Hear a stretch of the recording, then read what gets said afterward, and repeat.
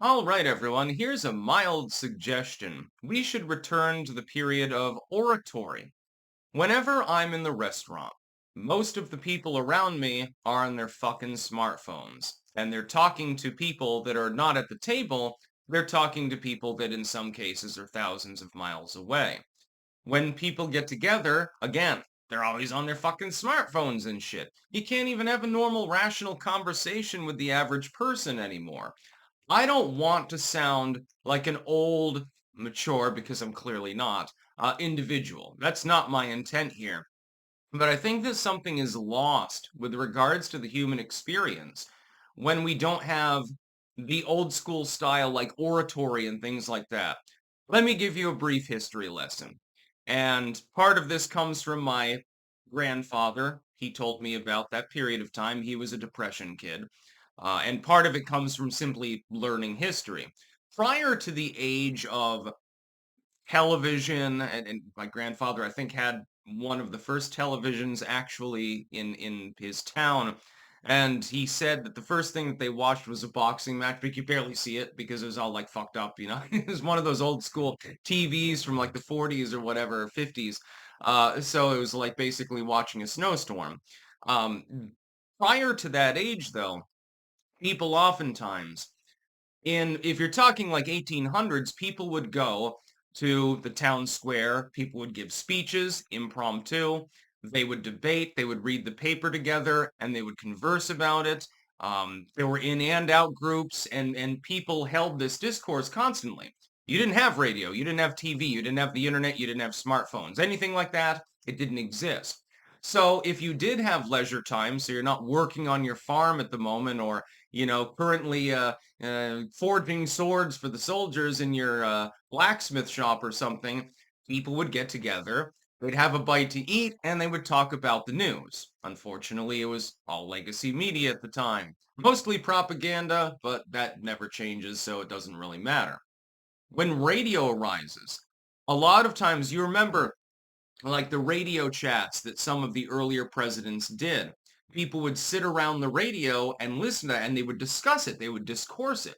Even in the era of radio, and sometimes, of course, this would be in a public place, radio is turned on for a sports game, political talk, whatever the hell it happened to be, and people were interacting among one another directly with people that were physically there.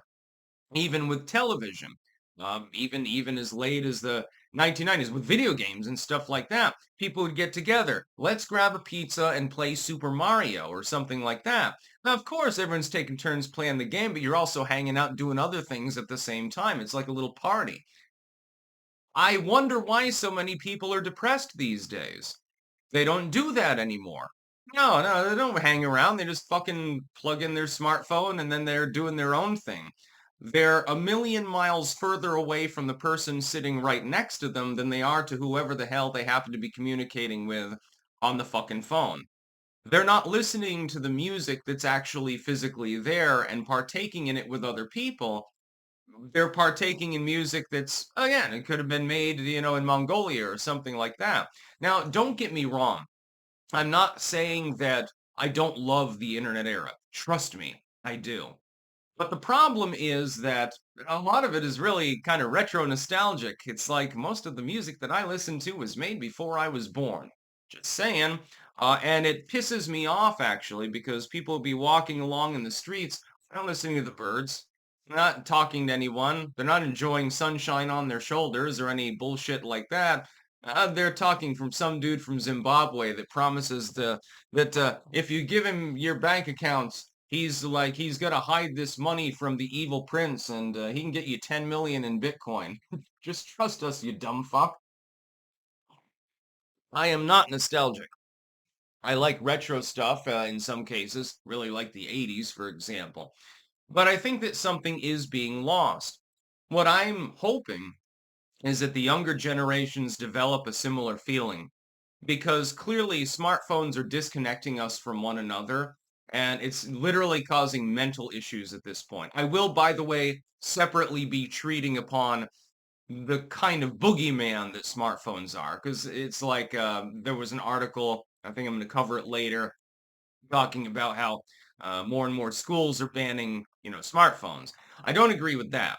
I don't think that they should be banned and people should be able to communicate. And if you want to use your smartphone and shit like that, that's perfectly fine. I personally prefer to use mine as little as possible, unless I'm shit posting or I'm communicating with someone I know in real life.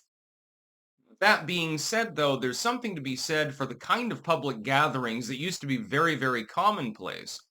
Well into the last century. It really isn't until the end of the last century, towards, the late 90s or thereabouts, that smartphones become more ubiquitous and they start changing the landscape. I mean, think about it. Go to the store right now. You probably need your smartphone in order to buy anything. In certain cities, you have to have your smartphone in order to communicate with anyone. Your smartphone has all of your data and spies on you constantly and stuff like that. Well, you don't get that if you just go down to the street corner, down to the general store, and you're talking with some old farts about the news or something like that, and people would have debates and stuff. It's entertaining. It's fun. It's a way to pass time when you don't have any work to do. Once your work day is over, or maybe it's not your work day at all, you go and have a good jab at your friend, uh, who is wrong on political issues. Of course, they're always the one that is wrong. Get a good ribbing in, something like that. I think that there's something lost in the human experience by the way that we have shifted as a society, especially because of smartphones, singularly almost, towards isolation. I think that this is causing actual mental effects. In fact, again, be analyzing, they're doing studies on it. It's definitely having a very severe impact. I don't believe in banning them because I don't believe that government and schools, subjugate to government, of course, should be able to make that decision for other people. What I do believe is it would be real, real cool if Gen Z said, we're going to start a fucking book club or something like that. It'd be a better world, dude. Only don't bother reading the newspaper from the legacy media. Read something that was printed by, some bookshop or some shit like that. Just debate that. Otherwise, get together and just protest the legacy media because they're absolutely terrible. In that one respect, I can understand feeling sorry for people who lived 100 years ago because, legacy media was pretty much the only media that they had. I would point out, though, that prior to that, they were very, very fond of putting up pamphlets. In some cases, there were riots over this, and they loved papering things. They still do. These days, we call them stickers. That's about all. Peace out.